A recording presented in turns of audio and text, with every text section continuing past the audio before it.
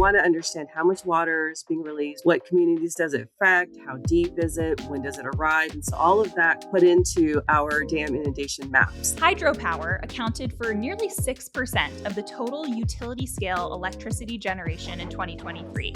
That means 240 billion kilowatt hours. It's really important to understand the consequences of what we have and what we have to monitor. So we really invest a lot in terms of monitoring to ensure that we can catch something before it really develops. In my mind, if you're doing deterministic dam breach modeling, you're doing it sort of with blinders on. And that's where the probabilistic approach comes into play. Chris mentioned we might do some sensitivity analyses, but really we're just doing like a handful of analyses. We can't do enough to flush this all out. This is really where the probabilistic analysis shines because, we can do that.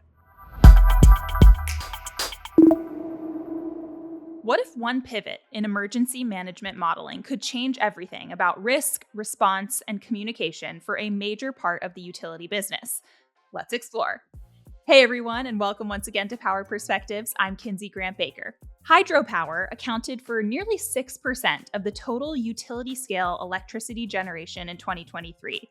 That means 240 billion kilowatt hours. But being one of the many, many utilities that have built out hydroelectric resources to power their communities comes with additional considerations. It's more than just your run-of-the-mill power plant. Enter the concern around dam breaches. Understanding how, when, and why these dam breaches happen is paramount to ensuring that hydropower, a significant part of our shared energy reality, can continue to run reliably. The problem, though? It's not always easy to get the right models to achieve that understanding. Traditional deterministic approaches can hide huge uncertainty, and nobody wants that. So today we are digging into a pioneering probabilistic approach developed and applied by Kleinschmidt and East Bay Municipal Utility District that changed how a real project team thinks about risk, response, and communication when it comes to these major pieces of hydropower infrastructure. And to note, today's episode is made possible by our partners at Kleinschmidt. Stick around to hear more about the innovative work that they are doing across the power industry. But I'm excited to welcome our guest today right now. So we have Chris Goodell, who is a principal consultant for hydraulics and hydrology at Kleinschmidt Associates. We also have Priya, Jain, and Eric Toth, who are civil engineers in the Water Resources Planning Division at the East Bay Municipal Utility District. Chris, Priya, Eric, how are you today? Welcome to Power Perspectives. Thank you, Kinsey. Yeah, nice Very to meet well. you. Yeah, thanks, Kinsey. Glad to be here. Of course, we're thrilled to have all of you here today. Love when we have a roundtable like this. We've got the brain trust here to talk about all things, hydroelectric and dam breaches and all of these really, really interesting and innovative approaches to responding. So before we dig in, I would love if we could just go around and each introduce ourselves so that the audience can know who you are when you're talking and so that we could hear a little bit more about what you do and why you do it. So Chris, maybe you can kick us off here.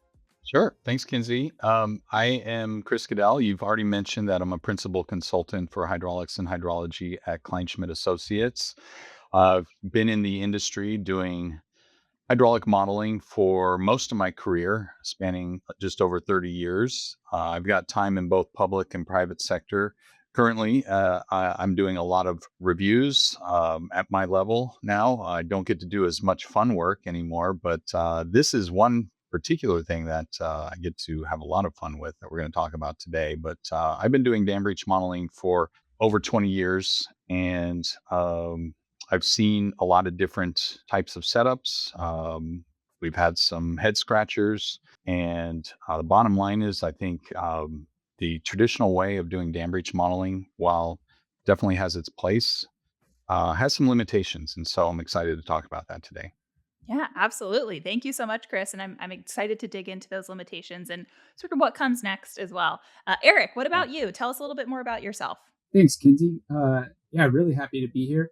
My name's Eric Toth. I work in the Water Resources Planning Division. I'm an associate civil engineer in Priya section, and been doing H&H modeling, hydrologic and hydraulic modeling to support our dam safety program since I started working at the district about 12 years ago. And, a little bit of background on myself. I surf, been chasing swells and storms for predominantly most of my life.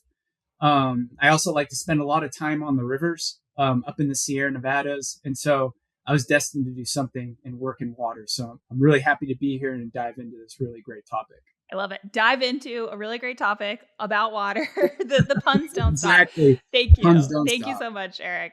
And Priya, what about you? Want to round us out here?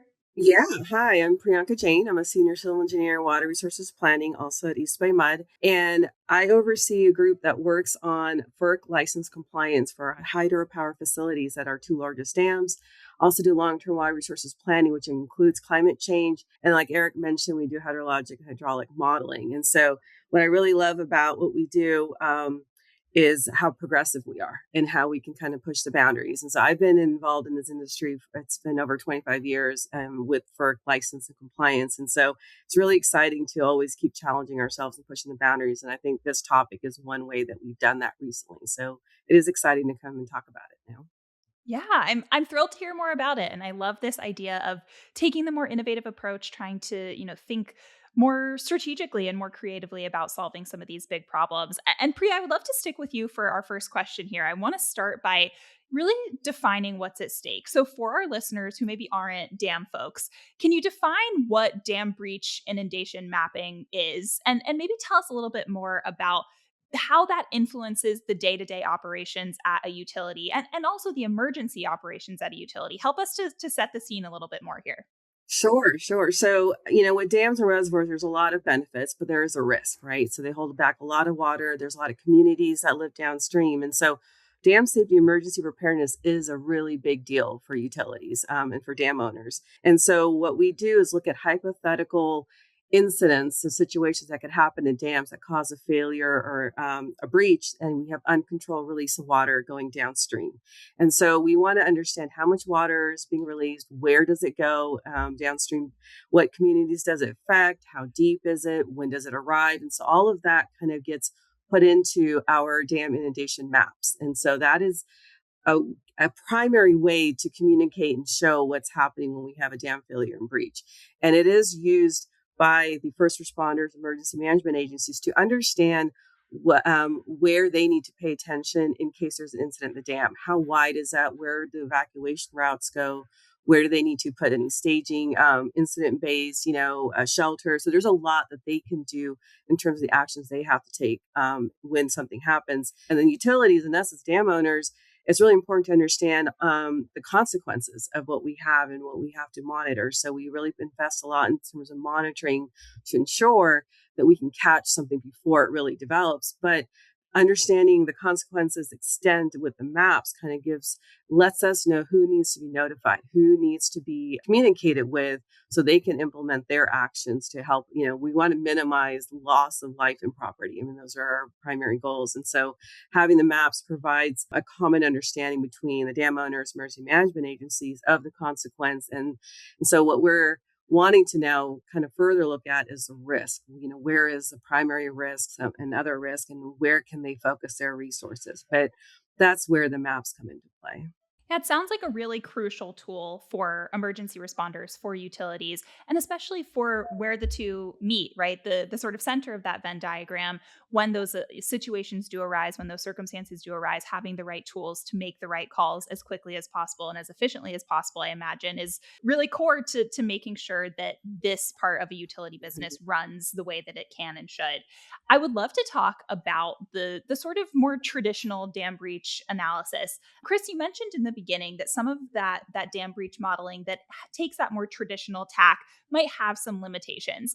Tell me a little bit more about what those limitations are, maybe why the more typical approach could be considered potentially insufficient.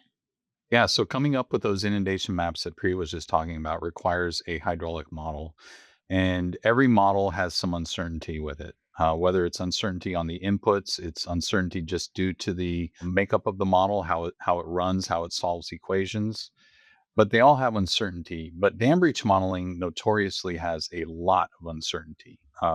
The science is based on a very limited database of past historic dam breaks and quite spotty observed data, and trying to predict what a dam breach would look like at a specific dam. All dams are unique, they're all different in their own way. There's a lot of uncertainty with that. And so what do you do when there's uncertainty? Well, you can do some sensitivity analyses, and that's a common thing to do in dam breach modeling.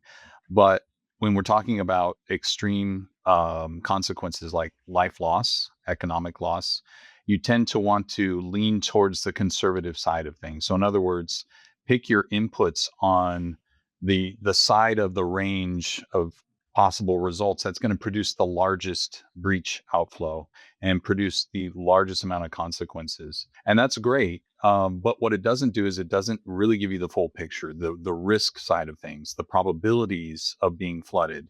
That's not communicated in the deterministic traditional approach that we're still using today. And that's where the probabilistic approach comes into play. And I think, we can talk more about that, but I think that's going to give a lot more context to the deterministic approach. It's going to tell you more than just a single answer. It's going to give you probabilities of being flooded. It gives a lot more to emergency responders. It gives a lot more to people like Priya and Eric when they're trying to plan out what's going on at their projects, both near term and long term. And it's just just more information, I think, is better in this case. So that's what we're talking about. Yeah, and I'm sure that idea of wanting more information, of agreeing with you that more information is better, is something that many of our utility listeners to today's episode can certainly relate to. So let's dig in a little bit more to this probabilistic approach, especially in contrast to the deterministic approach that you were just, explaining a little bit more. I would love to get into some of the technical nitty gritty. How many realizations, what parameters are we sampling, how are our outputs summarized, who are the decision makers? Let's really dig into some of the specifics and details here, with especially regard to how that might influence the work of project managers who are trying to utilize and to use these predictions about what might happen with regard to dam breaches. So I would love to talk about the tech stuff. Who wants to dig in here first and tell me a little bit more about some of the inputs here that matter most? Well, I can start, but Eric's got a lot of hands-on experience with this. So I'll let you chime in too, Eric. But yeah, with breach modeling, you've got to describe the ultimate size, shape, and formation time of the breach. And as I mentioned before, there's a lot of uncertainty with that. But there are some past case studies that we can draw from to help us kind of narrow our results. And once you assemble the suite of inputs that describe the breach and how fast it forms, then you run the model and you see where that water ends up, right? When you're doing a probabilistic approach, instead of picking a single suite of input parameters that define the breach, you sample about a distribution, a probabilistic distribution. So, for example, when you're defining the width of the breach, we don't know exactly what that'll be. We have a good idea of the range, and we've got some equations we can use to help us narrow in on that, but there's always going to be kind of a range of possible results with some sort of probabilistic distribution. And so we can sample in that distribution. We can do that for width. We can do that for breach formation time. We can do that for breach depth. We can do it for some of the coefficients that go into that. And do that hundreds, thousands, maybe even tens of thousands of times, running the software in between each sampled set of input parameters. And that gives us a suite of outputs, which would be peak discharges and a distribution assigned to each of those peak discharges. So instead of saying, this is the discharge that we're going to get if the breach happens, now we can say the probabilities of this amount of flow is X or Y or Z. And we can translate that to an inundation map downstream that gives you probabilities of being flooded instead of just saying you're either in or out of the floodplain or the flood inundation zone. Now we can say there's a 50% chance you're going to be flooded. There's a 90% chance. And imagine emergency managers having access to that kind of information. You can imagine that's going to play a big role on where they allocate resources during an emergency event. Absolutely. I mean, I can imagine that becomes a really invaluable tool. You mentioned something that I want to dig into a little bit more, which is the scale of something like this probabilistic approach. Eric, I would love to get your perspective on, from a practical standpoint, what does running these potentially tens of thousands of scenarios look like? How do you retain fidelity and quality while making it all feasible from a computational standpoint? Tell me a little bit more about that balance. Yeah, so that's a really great question.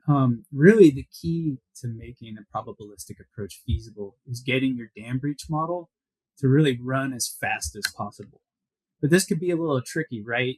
Like dam breach models can be very large. depending on the dams. And they can consist of many cross sections or big 2D areas, and they can have a lot of detail, right? You're trying to capture everything so that you can get so you can get accurately where that inundation flow is going to go downstream of the dam. And so with this though too, you can have really, small time steps that essentially what it's happening is these models can take hours or even sometimes days to run. And if you're trying to do this thousands of times, maybe even tens of thousands of times within a stochastic framework, you'll never get results, right? We need those dam breach models to run as fast, like 10 seconds or less, in order for this stuff to be feasible. And so the trick to doing that though is we can truncate those models. And what I mean by truncation is essentially removing or cutting out all those parts of the model that you don't need. Because at the end of the day, we don't need the full inundation model, all that detail and everything that goes along with it for a probabilistic analysis. We just need the dam breach hydrograph. And really, like Chris mentioned, just the peak of the breach. And so we don't need all that detail and get away with a lot smaller model for a probabilistic analysis. And so this all boils down to a model that just consists of a few elements: the reservoir, the dam, and maybe a small 1D or 2D area downstream of the dam for capturing any tailwater effects on the breach. And with the smaller model too, it's a lot more stable. And so you can increase those time steps and get things to run a lot faster. And again, we're just after that peak of the breach. And so we can shorten the simulation time. And so with that truncated model, now this makes running, thousands or tens of thousands of runs like an overnight or even a weekend long exercise. Like you can come in, at the end of the day, you can just press play and then come in the next day or even after a long weekend and you're looking at 10,000 results. It's pretty amazing.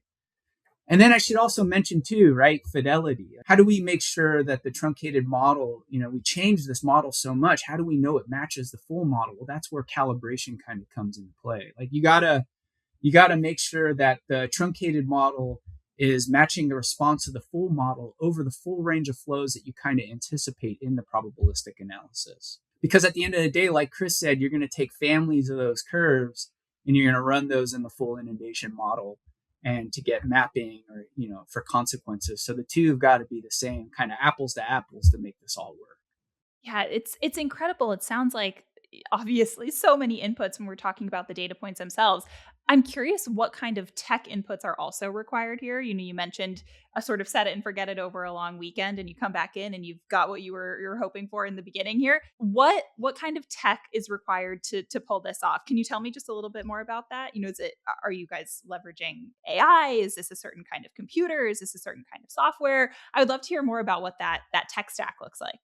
Well, it starts with the HECRAS software. That's what we use to run the dam break analysis, and that's been around for a long time. A lot of people use it in this industry, not just for dam breach modeling, for any kind of open channel flow modeling. But it works very well with dam breach modeling. But you can't use that on its own because there's a lot of automation that has to take place to be able to run 10,000 realizations, resampling those input parameters every time.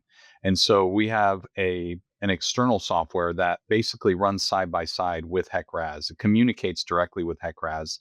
The software is called McBreach, MC Breach, which stands for Monte Carlo, because what it does is it runs HECRAS dam break models in a Monte Carlo framework. And that's exactly what we were talking about, running tens of thousands of realizations and ultimately arriving at a distribution of results. And so we have to run this software on the side. The software is not complicated. It does quite a bit and automates the process. So Eric can go home on Friday night and go surfing and then come back Monday morning and have his results. So that's great. But the actual science behind it, it's not super complicated. Monte Carlo is a pretty straightforward exercise, but being able to interact with HECRAS takes a little bit of knowledge of the inner workings of HECRAS and how you can automate the communication as well as the input values at a realization level. So we use that automated software, and that's it. I mean, that's the additional tech you need. And I like to tell people you don't have to use McBreach, although it is offered for free. So anybody can grab it from our website and use it, but you don't have to use McBreach. You can make your own. It's, again, not super complicated science. And You'd mentioned AI, Kinsey, and today you can use AI to help you code something like that. I would venture to guess if you kind of prompted AI that you wanted a external software controller to do probabilistic dam breach modeling, it would probably get you started on that, and you might get pretty far and learn quite a bit along the way. So I think it's more accessible than ever to do this kind of work. Yeah, it's super interesting to hear a little bit more about the requirements, sort of the baseline, how this runs, what you what you press play on from a, the most absolutely, rudimentary way of putting it here. But it's interesting to hear about this because I think it serves as a good context, serves as good context for understanding the more, for lack of a better word, downstream impacts of data and work like this. So I'm curious to hear, Eric and Priya, when we have a good understanding of what this probabilistic approach looks like, how this modeling feels different, how it approaches this challenge differently, and in turn delivers a different kind of solution. How does that then translate to action? Tell me a little bit more about what that looks like. What I would say is that once we get those results from doing this analysis, what we have to do is translate it in such a way so emergency management agencies can understand what that means. And so, as opposed to just kind of giving them numbers, it's kind of like categorizing them, right? So, what's the most likely inundation area? It could be, the 80 to 90%, whatever. And so, they would have certain actions that they would implement for that particular type of category. So you would absolutely make sure you have mandatory evacuation. You might have critical infrastructure that you want to have redundant and have elsewhere. You don't want your incident base there. And then you would go to the next category, maybe moderate. It's moderate depending upon the type of breach or flows that we're seeing. And you might have some contingency planning and actions put in place. And then you might have the lower certainty, so those are really, it's really high flows or large volume of water that's much more rare, I guess I would say. I don't know if that's the right word, but it would then be, you may as well have actions in place that are a little bit more just planning stages.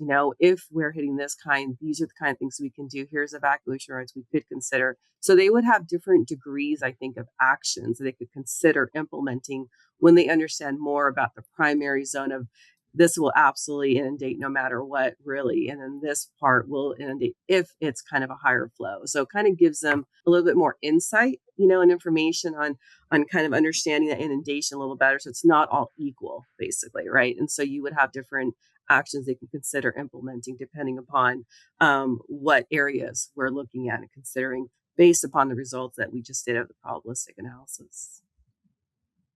Makes sense. Eric, anything you would add there? Yeah, this is still all very new. And we are in the process of, we've kind of ran the idea already by our local EMAs downstream of the dams. And what they basically told us is kind of similar to Priya's saying, and kind of been the focus of this is that more information is better. All the information that we can provide them will help them come up with the best ways to evacuate if there's ever an emergency at the dam. And so I think this is one of those cases where like the probabilistic approach can add to already the information that they have and help like kind of supplement, their decision-making processes in the time of an emergency and for planning for emergencies as well. I think that this is a good moment too to get into some of the specific lessons or takeaways from case studies. So, Eric, I would love if you could start us off here to walk through some of this Comanche case study. Tell me a little bit more about the background of the project. What was the goal? What were you seeking? What did this probabilistic approach reveal? Tell me a little bit more about what this means as a case study.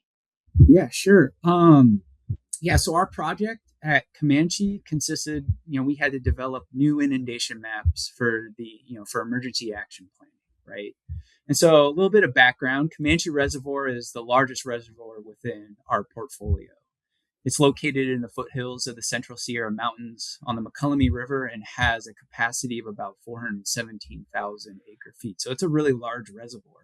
And the reservoir is impounded by a system of earthen embankment structures, consisting of the 165 foot tall main dam on the McCullummy River and a series of saddle dikes along the northern and southern perimeter of the reservoir.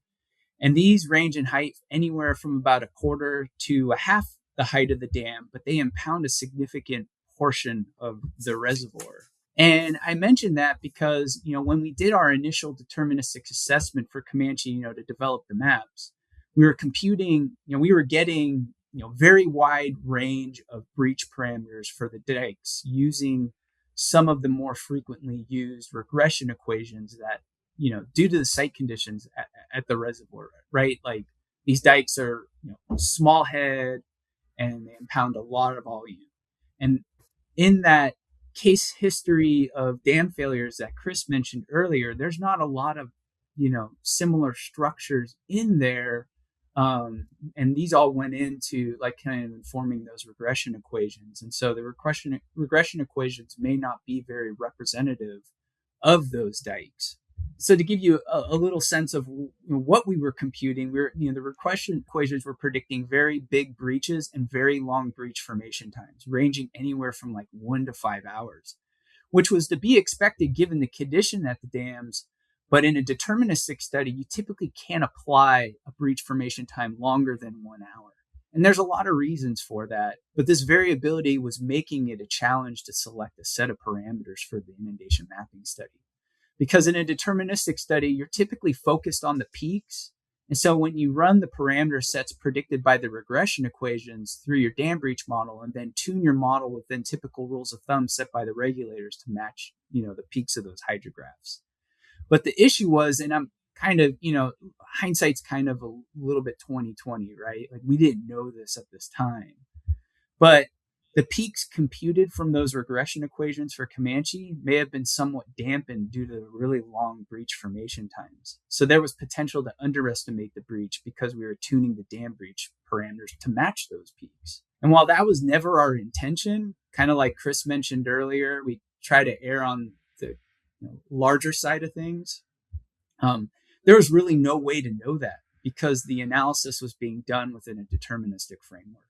And within that lens, the breach results appeared reasonable and checked all the boxes for meeting requirements. But luckily, we didn't stop there, right? Like around this time, there was a big push in the dam safety industry towards, using more risk-based approaches for dam safety studies. And given all the uncertainty we were seeing in the breach parameters of the dikes, we thought exploring this further within a probabilistic framework was just the way to go. And so we worked with Chris on a pilot study to do a probabilistic dam breach analysis for one of those dikes, right? Because one of the dikes are kind of representative of all the dikes. When I think about this a little bit more, this was really the only way in which we can reconcile the limitations that were posed by the deterministic study at Comanche. When we looked at the dam failure database, most of the larger reservoirs were impounded by tall dams. The dikes at Comanche, I mentioned earlier, they're small in height, but they impound significant amounts of water. So technically, the dikes are kind of outliers for all of this. In a deterministic setting, Chris mentioned we might do some sensitivity analyses, but really we're just doing like a handful of analyses. We can't do enough to like flush this all out. And so this is really where the probabilistic analysis shines because, we can do that. And through a collaborative approach, we were able to leverage the experience of the team, Chris and Ben Carey with Kleinschmidt. And we were able to kind of bridge the gap in the data and develop distributions for the breach parameters based on the key drivers at the site. And I likened the experience kind of to a little mini potential failure modes analysis. If anyone's like, familiar with Part 12D studies, right? This is where you get all the key experts into a room of all the different disciplines, and you kind of describe all the various ways that a dam can fail. So we were kind of doing this, but like more in a mini sense where we were just focused on, hey, what's driving the magnitudes at the breach? What's driving these magnitudes? And so we were looking at each of the parameters in this context. And we were assigning likelihoods to the output from those regression equations and then fitting a distribution to those likelihoods over the whole range of values. And, this isn't something that you do in a deterministic study. So once we had all those distributions for McBreach, we developed the truncated model for which, for Comanche, we ran the probabilistic analysis with a full 2D HEC-RAS model. And, we got run times down to about 10 seconds per run. And I know I gave this away already, but the results of the McBreach analysis, really revealed that, like our initial, set of results from the deterministic study was potentially underestimating the breach of the dike. It was exceeded by about 95% of all the runs that we ran. We ended up running about 30,000 runs, which we needed to get kind of the moments of the distributions to converge. And so this basically prompted us to recalibrate the dam breach model for the dikes and target something closer to an average breach scenario or rarer, to develop the maps for Comanche. Eric, I appreciate you walking through all of this in such great detail, because I think this really does illustrate the idea that we have talked about today. More information is better at scale and in a real world situation. I would love to hear too just a bit more before we dig into some of the broader utility lessons that there are to glean here for our listeners, what the partnership really looked like. You mentioned the work that you were doing with Chris and his team from Kleinschmidt. Chris, Priya, Eric too, if you have anything else to add, I would love to just understand a little bit better what that partnership looks like when potentially working with, a partner like Kleinschmidt on making this happen, on getting this kind of probabilistic approach that can refine something that means a lot to the business and the business that you're running, and the community that you're serving as well. Tell me a little bit more about that partnership. I think what was really great with this partnership is that, we have the experience that we have, but we're really focused on our system and our dams. So we understand our system, but we don't have the breadth and depth of experience that Kleinschmidt brings and what Chris and Ben brought. And so I think having them bring that to the table and kind of share what they've learned from other case studies or their other projects and kind of help us talk through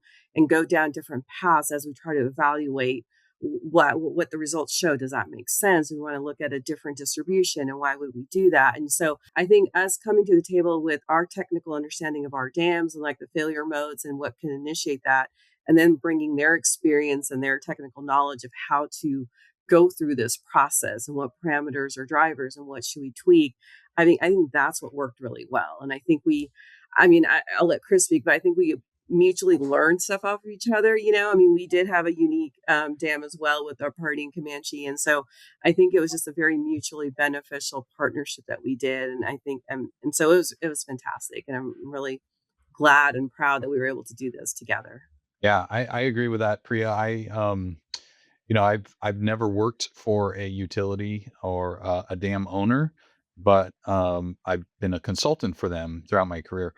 And one of the things I realized pretty quick in working with Priya and Eric is it's great to know the theory behind probabilistic dam breach modeling and understanding how McBreach and HECRAS work together and how to best set up your model. But nobody knows their dams better than the owners themselves and the owners' employees. And so that's where we work together very well. And that collaborative approach that Eric was talking about, kind of like a mini PFMA session, was so beneficial to this whole thing. And that was one aspect where I learned a lot, because we actually applied it to two different dams. We've been talking about Comanche, but there's another dam that we evaluated as well, Hardy Dam, and they're very different dams. And when you stand there on site and you look at them, trying to imagine how could this potentially fail, it's almost mind-boggling. But having that institutional knowledge that Priya and Eric had and brought to the table, combined with some of the theory and application that I brought, really meshed very well and made for a really enjoyable experience. Wonderful. Yeah, it sounds like it was a really fruitful partnership, and one that had, lasting impacts that really, really matter. Now, there, as I mentioned, are some broader lessons for utility listeners from all of this, whether you are at a utility that owns and operates or participates with or is engaged with in some way with dams, or not. I think there are lessons here. So I would love to hear a little bit more about some of the perspectives that the three of you might have to offer for any utility listening to this, whether they do have dams or not, with regard to, modeling, planning, strategic approaches to emergency management. What would you say are some of the big takeaways that you would offer to those kinds of folks who are listening in? So what I would say is that there are other natural disasters or disasters that can occur, such as seismic or droughts or wildfires, that I think the concept and what approach we've done in the planning could be applied to those. So, I mean, I think it's the idea, for example, droughts is you can have shallow, long droughts, you could have short, severe droughts and deep droughts, but you want to be able to adaptively manage and get through those. And so one scenario doesn't necessarily capture everything that might happen with that particular disaster, even wildfires. So I think planning and kind of analyzing and modeling the different potential possibilities in scenarios and understand the likelihood of some of those scenarios happening helps. Similarly, it does with us and with our dam breaches. What actions can we put in place, and that degree of actions increases depending upon the severity and the likelihood of something happening. So I think that idea of looking at it broader than just one scenario and adaptively managed can be applied to other industries and other situations. And so I think that's definitely a lesson that I thought came out of this really well and showed. Yeah, I would just say that, we are quickly moving into well, some might say we're already there, but a risk analysis world, and not just in dam breach modeling, but in many aspects. And I would also say that human beings, they naturally understand risk. We make risk decisions all the time, all day long, that we don't even think about. And so when it might sound like kind of a crazy out there exercise to do probabilistic dam breach modeling, it's really not when you think about it. It's really, in my mind, common sense. And I think today, with the technology we have, it's certainly a practical exercise, and I think we've demonstrated that here with our partnership with East Bay Mud. And I think this is something that should be considered. It really, in my mind, if you're doing deterministic dam breach modeling, you're doing it sort of with blinders on. Doing the probabilistic can reveal so many things, and this example that Eric went through is I think, a great example, because it actually showed that they were underestimating. Normally, what you see with the probabilistic approach is you find out the deterministic overestimates the breach, but in this case, it was underestimating, and quite severely. And so that was something that we did not expect, but it was revealed to us by doing the probabilistic approach. And so I think there's a lot of benefit, a lot of value for dam owners to think about that, especially when there's an extreme level of uncertainty with how the breach will form and how big it will get. Eric, what would be your your last one here? What's your thoughts?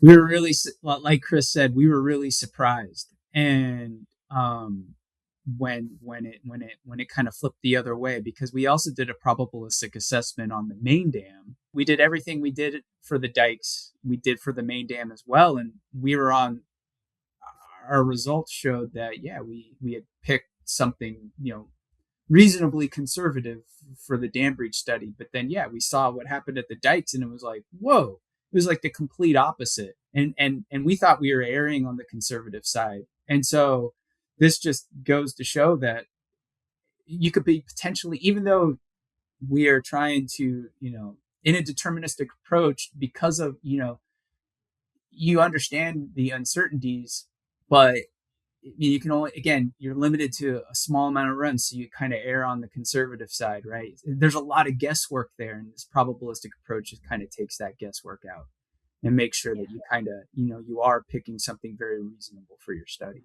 Yeah. I mean, removing the guesswork, getting more information, creating these, solid and fruitful kinds of partnerships are all lessons that any utility listener, I'm sure, is happy to walk away with from a conversation like this one today, even if you are not at a utility that thinks or operates dams. So I appreciate all of you sharing this. I think it's a great way to really round out this conversation. And if you're ready, we will now finish it with our lightning round, which is our quick, fast-paced way that we close out these episodes of Power Perspectives. I will have 3 questions for you. I would love for each of you to answer, and I would appreciate if each of you could keep your answer to about a sentence, maybe 2 if we're feeling a little generous here.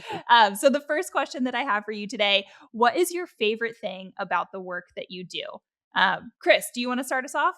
Sure. My favorite thing about the work I do is the variation, getting out in the field, seeing rivers, but also doing the nerdy stuff at the computer. Awesome. Priya? My favorite thing is that we do a positive impact in the industry and push it them a little bit, and that improves and betters the communities that we live in. Love it. And finally, Eric, favorite thing? Getting out in the field, visiting our dams, and working with the really cool people I get to work with. Awesome. These are, yeah, great answers. And I think, a really cool part about working in utilities is that you get to go outside often, which is really wonderful. All right. Next question for you. A prediction for the next 5 to 10 years in the industry. Maybe that might surprise people. Maybe that might be classified as something of a hot take. What do you think is going to happen in the next 5 to 10 years? Priya, do you want to start with this one? Right, this is a hard one. I don't know what it's necessarily a surprise, but I think the data that's needed and to look at small changes is going to increase drastically. And the fact that people in the public are a lot more aware and familiar with things than they were before. And so there's a lot more questions that they can ask. And so we need to make sure that we understand fully when we're unrolling something because we're going to be asked to explain, which I think is cool, but it definitely puts a lot more burden weight on the folks doing the analysis than before, where it was a black box of public and they didn't care. That's not true anymore. So Yeah. Yeah. I think it's a really great point. Eric, what about you? What's your perspective on the future? We'll finally be able to use results. We'll finally be able to apply probabilistic dam breach results in our consequences estimates. All right. And Chris? I'm going to make maybe quite a bold prediction here, but I think in 5 to 10 years, the software that we use, for example, HECRAS or McBreach or some of the other, hydraulic software that's out there, is going to be replaced with AI. You'll be able to write your own software as you need it and customize it to whatever you want it to do. I think AI is going to play a big part in that. Yeah, certainly a hot take. I appreciate it, Chris. All right, my final question for the three of you. Would you be willing to give a small bit of career advice to anybody listening to this who is either early in their career in energy or wants to get into a career in energy? Eric, why don't you start? Yeah, be flexible. Be very open to new ideas and working with a team. I think that'll bring you far. Love it. It's so true. Priya, what about you? What's your advice?